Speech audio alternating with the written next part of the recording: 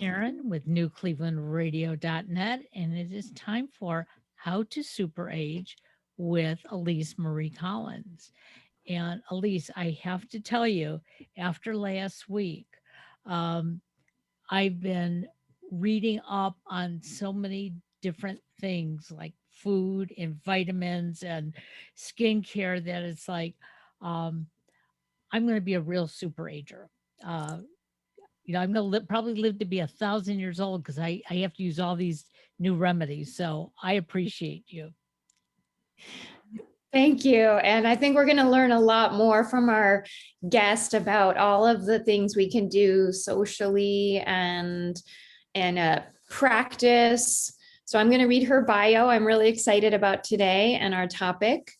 Michelle Marlahan, I hope I said her name right, is a yoga teacher, writer, and creative grief advocate. After teaching yoga and Ayurveda for nearly 20 years, her work has expanded into more directly spiritual offerings, including grief and loss. Her own loss experiences have led her to question how we think about and approach loss and invite more permission, gentleness, and grace around the cycles of life. How apropos for super aging, because if we live a long life, even early on, we can have so many losses and setbacks. What can you tell us today about grief? It seems to me such a juicy topic, but I sometimes struggle with defining grief or capturing it. What in your, how would you describe grief, Michelle? Well, I would describe grief actually just very simply as a natural and healthy response to loss. And loss comes in all kinds of forms, just like you were mentioning now, Elise. We have natural periods of loss even through the process of aging, or there's no age range that doesn't experience loss. It can be, often we think of just loss of a person, someone dying, but that's just one type of loss. We go through job changes, we move, relationships change, our bodies change, we get a diagnosis, we have a surgery. Even positive things often have an element of loss to them, things like a marriage, new family members, so loss spans our entirety. And I like to talk about how we can have so-called symptoms of loss in 5 different categories. So we can have the emotional, which is the one that we often think of. We can also have physical symptoms. We can be affected socially, behaviorally. We are absolutely affected cognitively. And if you've ever had a really big loss in your life, oh, right, I couldn't remember anything. I couldn't focus. I was putting the, cereal in the refrigerator, losing keys, things like that. And then lastly, spiritual, it's really common to have a questioning, really existential crises around big loss. It sort of forces us to look at everything and just question, who am I? What am I doing? What is my purpose? What is important to me? How do I want to spend my days? That was beautiful. How did you come to this work personally? What brought you to grief work, creative grief work? And maybe you can actually correct me if I'm saying it in a way that you would prefer people to speak about it. Yeah, no, that's perfect. I've always been a person who's really comfortable exploring the deep, dark places. Just emotionally, that's never been intimidating or uncomfortable to me. So, I find myself there. I'm a very deep feeler, highly sensitive person. So, we tend to be aware of a lot of things. I'm also an empath. So, I feel a lot of what other people are feeling, and there's just loss and lots of emotion going on in the world in general. So that sort of that probably primed me to be in this work. And then I had a series of losses. I got divorced at 39. Then shortly after, about 6 months after, my dog died. Then a couple of years of, kind of floundering and getting on my feet after those losses. I was in a new relationship, a very new relationship, and I got pregnant. And I hadn't been able to get pregnant in the marriage. And that was a grief also around them, and one thing that's important to acknowledge is when we have a loss, like the loss of a person, we call that the primary loss. But to the sides of that and all around that are these secondary losses. Like, what else do you lose when you lose this person or this job, or whatever the loss is? So one of the things that I lost with the marriage was, or felt like, I really grieved not being a biological mother. So that was its own process. So now at 42, I found myself pregnant, and it was like whoa, I was told I couldn't get pregnant. I'm in this brand new relationship. Oh my gosh. And we decided to go forward, it was a decision that I was hesitant about, had a lot of fear around. I kept calling myself like the old lady, something was going to go wrong. But I got past the first trimester. I'm in my second trimester. The doctor says, Michelle, this is really going to happen. You can relax. It's going to be okay. And it turned out to not be okay. And the baby had a terminal chromosomal issue. And I ended the pregnancy midterm, which was, just shattering. It was absolutely shattering. And I spent a long time in a very dark place, questioning everything. And it was very, very difficult. And as I was searching for really just like any foothold, any place to grab onto, I found what is called creative grief work, where you can work outside of just talk therapy. I had cried as much as I could cry. I had talked as much as I could talk. And I really felt like there was more in my body. And so creative grief practices are, I don't like, the word creative can be kind of loaded. The word art is super loaded. So it's not like we're going to make a beautiful sculpture, but it's really just getting into maybe collage or drawing or writing in a different way, metaphor, story, things that engage the brain outside of that linear fashion. And that was where I started to find some comfort and more exploration in the territory of my grief, and then led me to taking a certification in that style and continuing my work there. It was a great adjunct to the yoga and the wellness practice, wellness as a whole being. Thank you for sharing that story or series of stories. That was very powerful and from the heart. I really felt touched by your story. And I'm so curious about how you work with people. And I'm sure Karen has some questions. So I'll just ask one more and then I'll turn it over to Karen in case she has any questions. But how do you work with yoga students? As a fellow yoga teacher, that's how I met Michelle. And I was immediately intrigued by her work, and she does a lot of gentle yoga. So I'm wondering how you work one-on-one or maybe in groups, and just tell us a little bit about how that weaves together. It does weave together. And I think I've always, again, with this kind of lens on emotionality and just acknowledgement of loss, I believe that we're always talking about grief. It's just always present. And we might not use that word. That word can be kind of a little red light for people, like, I don't want to talk about my grief. That's scary. It might hurt. It might take me back.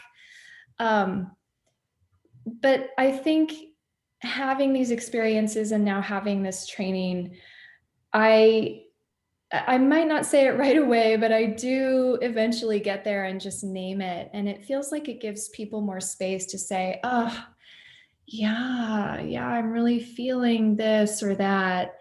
And sometimes naming things is really helpful. You know, sometimes we don't need to name them, words aren't that important.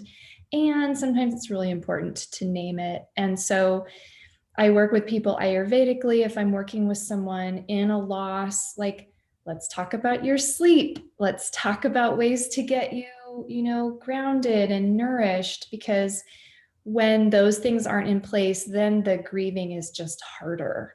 And we're not trying to fix the grief through those things. We're just trying to, give the body enough bolstering that then the grieving, healthy, functional grieving can happen. I'm Wow. I'm really amazed at it's something that I would never have known about, okay, when you call it creative grieving. Um, and this podcast comes at a very special time in my life because my son this past weekend went through something very personal and it brought up memories that he has suppressed for 15 plus years. And my first reaction was grieving for him. And the hurt was also, I was pointing the finger at myself. Why didn't I know? I'm the mom. I should have known. But what you're talking about is something that we actually did together over the last couple of days, not even knowing that it was a thing. Okay. And I started playing certain music that would alleviate some of that stress and tension that I was feeling. And he noticed that. And he told me he changed up his playlist that he's been listening to, music that he normally would not choose to. And, we still have a long way to go, but it's like it's a preparation. And, you know, where I came up with it, I don't know. And I'm so glad I did. But are there many people like yourself out there, providing this kind of training? Well, first, Karen, I want to thank you for sharing that story and really acknowledge the trust that you had in your own intuition and your own instinct and curiosity. And that is the basis of this work. We have been taught culturally, and by culturally, I mean really anything that is more westernized and not tribal. Anything that's not tribal, we've really been um, our grief, our totally natural grief has been moved into this place of distrust, sometimes even disgust, sometimes just flat out avoidance, denial. And really all you did is listen, because we all know how to care for ourselves, how to tend these tender spots in ourselves, and you just were open to that. You listened to it, you followed the nudge, you see what happens. I mean, that's really all this work is. So that's it. It gave me chills when you were talking about it. Thank you so much for sharing that. And then to see the influence that it has on your son, like, oh, well, maybe I'll try that. And it's all an experiment. And I didn't tell him to do it. I just said, Yeah. you know, I did this and, you know, I'm I'm more open now for any more discussion. And I could see that he felt it. Um, and then when he brought it up yesterday, it was like, oh, that's interesting because that's not typical of a young adult to want to do what mom's doing. Um, Right. yeah. And so, but I'm just so intrigued how, let's say I hadn't done that, but I needed some guidance. How would I know to connect with you?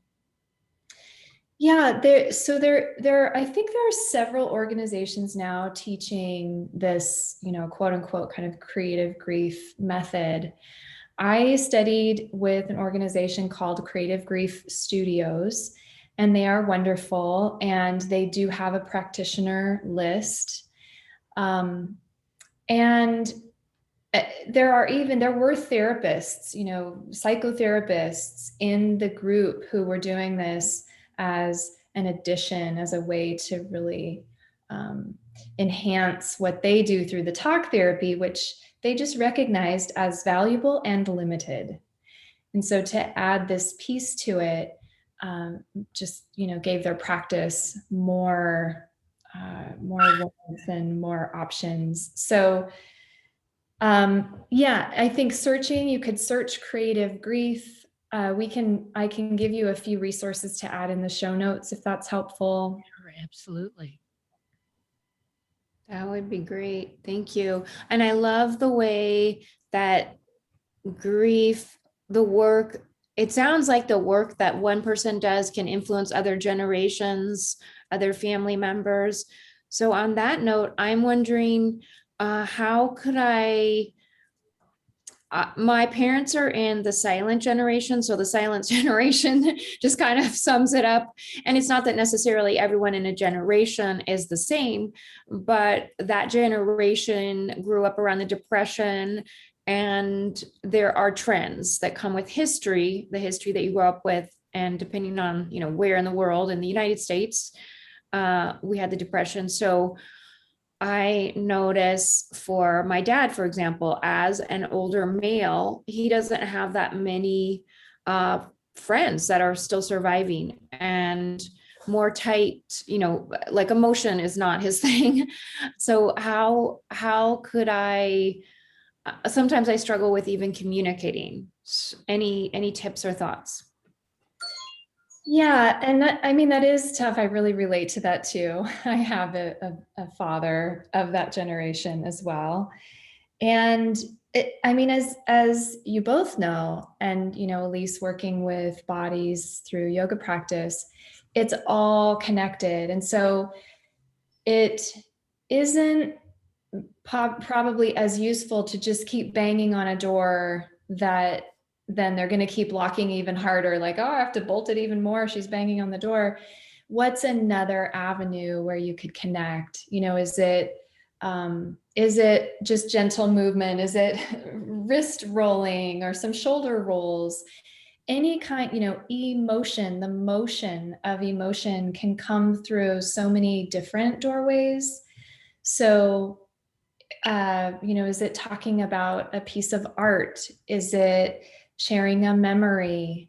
Is it movement? Is it cooking? Sharing food? What does that person respond to? Where is that connection point? And then once we have that little in, sometimes then we can, like shimmy side to side and make that hallway bigger and bigger and bigger in surprising ways, or a spontaneous moment might arise that you weren't expecting. But I think just going to the natural connection point rather than like, I really want to have this emotional thing with you, like with my dad, I would love that, but that's not going to happen. So how can we relate? And then I can just be, like Karen was saying, then I'm just open. Then I can be a little more open to what might happen from there. Thank you. That was powerful. And also affirming some of the tips and tricks that I've already come up with on my own. I live with my parents, and we live in a pretty big house. So one of the funny things that I got this from my own family, raising a son with my former partner. When sometimes, in a big house, all of a sudden we're all like trying to get something out of the refrigerator, which is weird because it's like we could be in any room. So I came up with this thing that we used to do with my family. It's like, okay, time for a group hug. And it's kind of like a joke because it bypasses this frustration. Like, I'm trying to get something out of the refrigerator and you're trying to get something out of the freezer. And we like laugh. And even if we're like, I don't have time for a group hug, sometimes we will. And that's just completely different than what would normally be happening. And with the movement, my parents are not into yoga or movement. But I got so sick of people asking me, oh, your parents are so lucky they have you and you do yoga classes with them. And I was like, no, they don't want anything to do with it. So, but what did work is one pose a day. And I don't even do it every day. Sometimes I'll be like, okay, let's just reach your arms in the air. And they're game for that. That works. Yeah, I love that. The humor piece. Oh my gosh, that's so brilliant. Thank you for bringing that in. And then, yeah, I think I just know even in my student community of people who like to come, to a 75-minute class, we get so limited on what we think of as yoga practice. I mean, sometimes my yoga, in quotes, my asana, my movement is doing a side bend while I'm waiting for the water to boil. Like, it isn't always a set time on a mat with a sequence that starts sitting and ends in shavasana. Like, so yes, just like letting go of some of those definitions and letting it, like, how does it actually work in your life? That's what matters. Yeah, that's beautiful. What can grief teach us, if anything? Can it be a teacher? Oh my gosh, I think grief is probably like love. There are many sayings around grief and love, to the effect of we grieve because we love. And I think both are really powerful, and they're just sort of different sides of the same coin. Yes, grief can teach us so much. Again, it can teach us what's important, how we want to live, what our values are, how we want to spend our time. It can teach us so much about ourselves. It can teach us how to listen, how to be with another person without asking them to be different, without trying to fix them or, wanting them to be happy all the time. It can teach us acceptance and compassion and empathy. I think it teaches us, maybe to say this a little bit poetically and then let people interpret, it teaches us to be human. And, what is it to you to be human? That's beautiful. I've been one of my, my main yoga teacher is Judith Lassiter, and one of her favorite phrases is how human of you. And that phrase just softens me. And you can also say to another, how human of you, because we are, I'm saying we, but I think in general, in Western culture, taught to be critical and not human, to try to be perfect in some strange way. So that's been one of my practices in recent weeks, especially, to say that to myself and either silently or out loud to others. Love that. Yeah, I love being human. One other thing about grief that I noticed, and you're a wonderful writer too. I encourage everyone to check out Michelle's blog. Is maybe it's kind of like love. It's like if you try to hold on to it, it's almost like you've got it contained, but it's like a slippery eel or a fish or something that just like slips out of your hand and anything could trigger it. So what could you say about that? I feel like it keeps us present, but is there anything else that you notice about grief just arising at random times or being like? Yeah, I call those the ambushes, that we can be just going about our day. You might be at home, you might be at the store, and a song comes on, or a smell comes by, or something triggers a memory that can take you right back. Just like Karen shared, an event can take us right back to that trauma moment or that grief or that loss. And that's it. The thing to know is that it's totally natural. There's nothing wrong with you. You aren't doing it wrong. It's that happens. Yes, you're human, and we live with these stories inside of us. And sometimes they're more on the surface, and sometimes they're further back. And it's just natural for things to flow, to be in that motion. And sort of toward the first part of your question, I also want to say, and this reminds me too of Karen's story, just trusting that whatever you're feeling is okay. So sometimes even in early grief, acute grief, where it's new, it's so hard, we might have a moment, someone talks about a memory, and there's the impulse for laughter. And then we can have all kinds of judgment and get into a place of shame, like, I'm a terrible person. I shouldn't do that. I shouldn't be laughing. I should feel awful right now. I should be sad all the time. Well, that's also not true. Um, it is slippery and it comes and goes, and we don't have control. We can't predict as much as we want to, as much as we want to control and predict everything in life.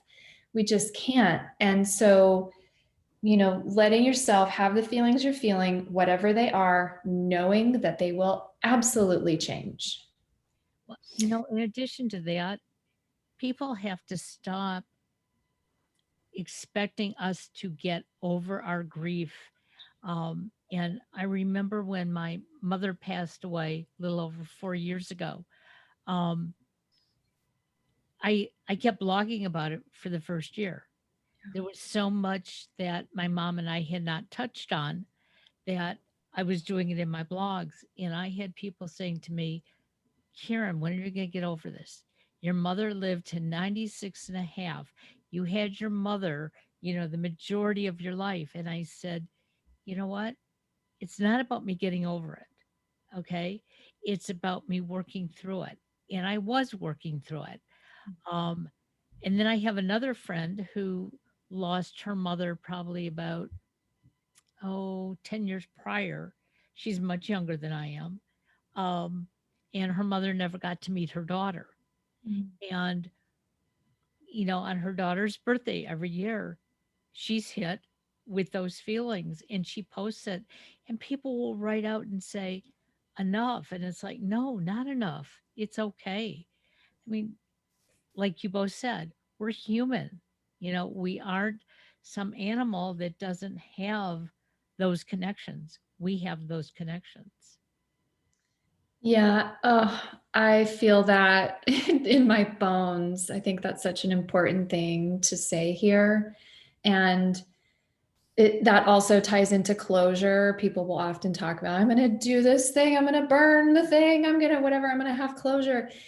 We don't work that way. We just don't. I know, again, it's like, but I want to be able to control it so that I know that I'm not going to hurt anymore. And those longings are natural, but that's not how we work. And the word that I use and love around loss is integration. How does this loss integrate into your life? Because it's now a part of you. It's not separate. You're not going to put it over there. And that's why I think life gets quote unquote easier as time goes on, because then it starts to become a more natural part of who we are. We walk with it. We, go through the day. We have our moments where it's more on the surface, but then, something shifts and we go and we have lunch with someone. So, but it's integrated, and we don't have to leave it. We don't have to close it. We don't have to move on. We don't have to get over it. And if I'm working with someone, it's hard to even give a timeline. In general, no matter how long it's been, what I say to the person is, it just happened. Like I would say that to you. Your mom died 3 or 4 years ago. That just happened.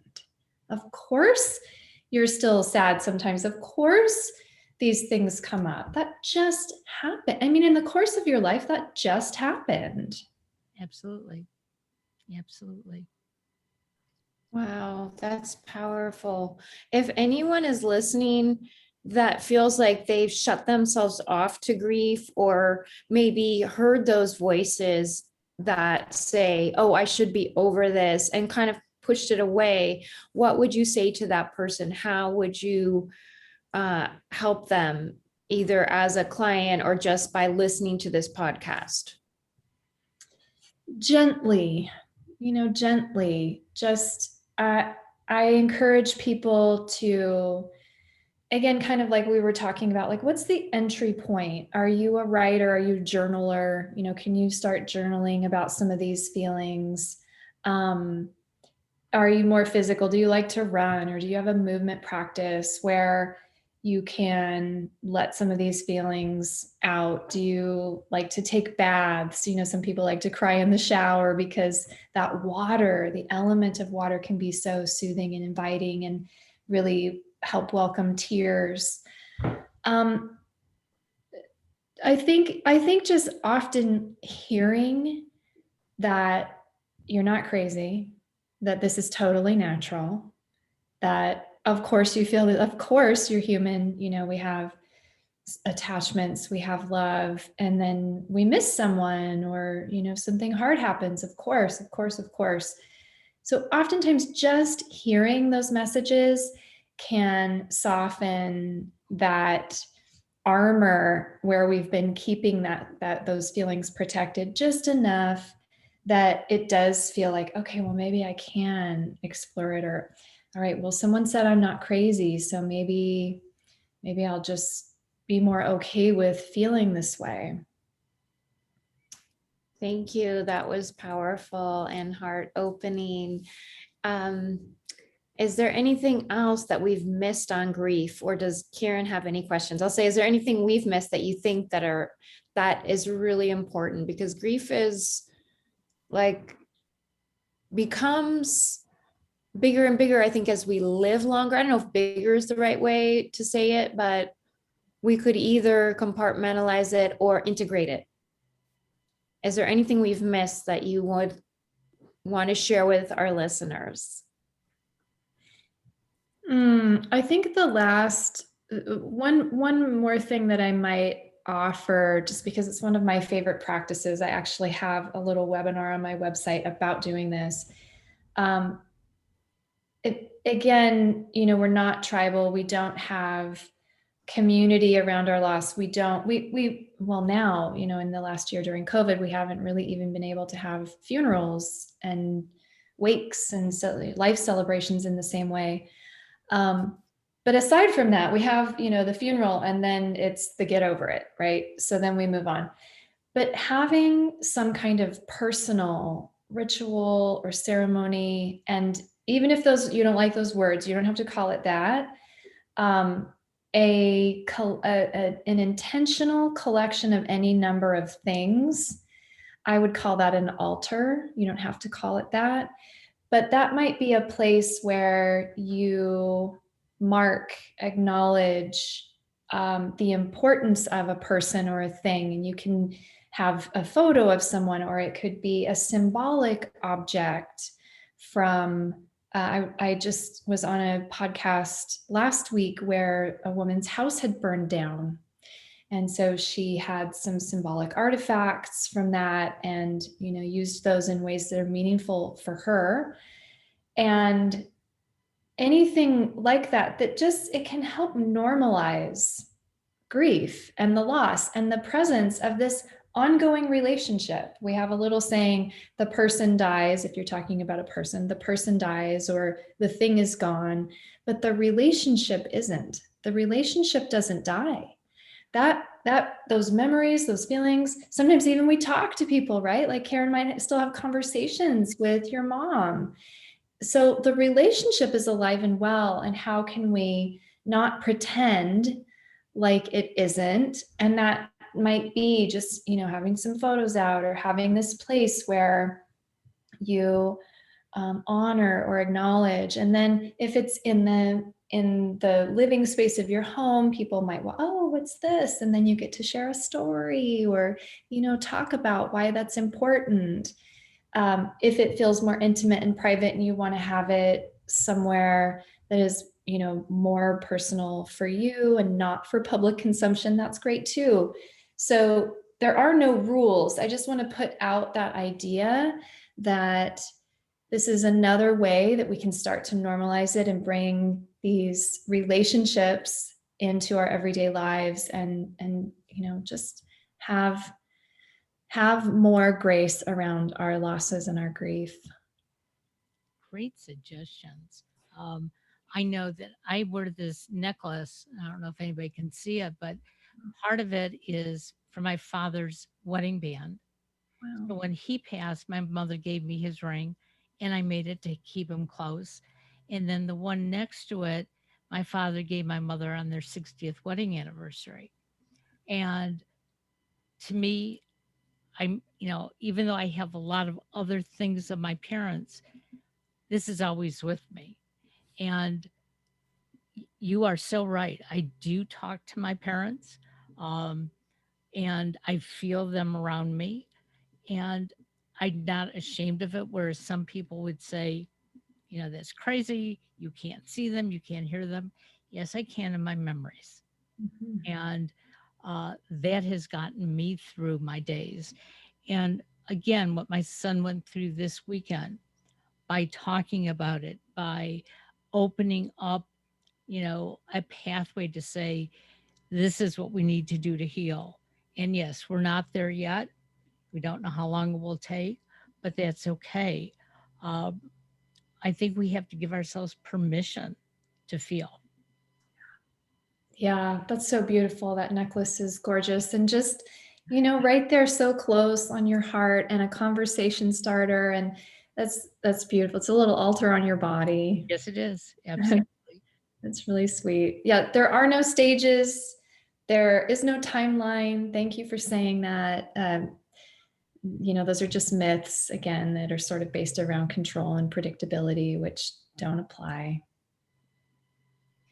Well, it's been a beautiful conversation, and I love the idea of rituals and altars and speaking to those that we have lost, maybe even speaking to a home or place and integrating being human, just recapping some of the things we've talked about.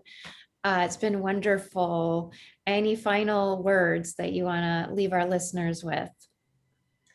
Just such a pleasure to be with you both. Thank you for having this out in the world. The more these conversations happen, the more comfort we get with talking about things like this. So thank you so much, and just encouraging people to just honor what you're feeling. Acknowledge what you're feeling. It's not wrong. It's not bad.